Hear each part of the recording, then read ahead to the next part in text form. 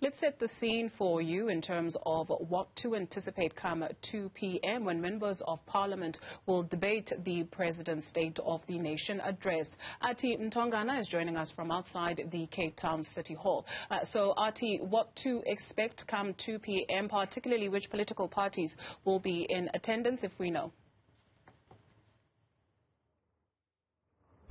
A very good afternoon to you, Dudu. Well, every State of the Nation address, every time the President speaks to the nation at the opening of Parliament, members of Parliament, both from the National Assembly and the National Council of Provinces, remember this is a joint sitting of both houses.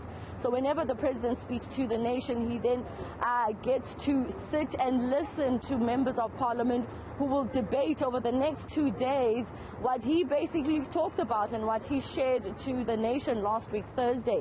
So the debate will begin today at 2 p.m. Members of Parliament are already starting to arrive. Remember, due to COVID-19 regulations and the fact that they are using a new venue this year, which is the Cape Town City Hall, there's a limited number of MPs that are allowed physically inside the chamber. Other members will, of course, join virtually. So there's a long list of members of Parliament from different political parties who will get to dissect, debate.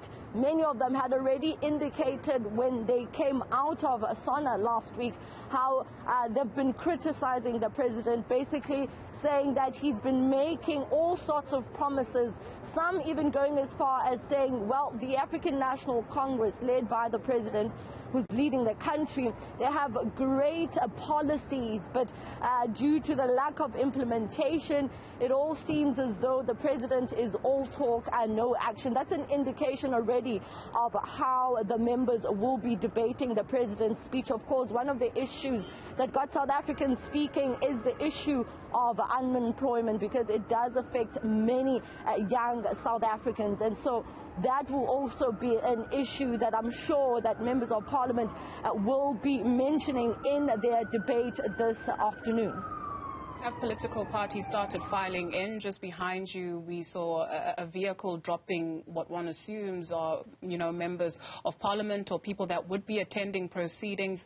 We also saw a couple of seconds ago what looked like members of the economic freedom fighters walking into the City Hall. We are some 30 minutes shy of 2 p.m.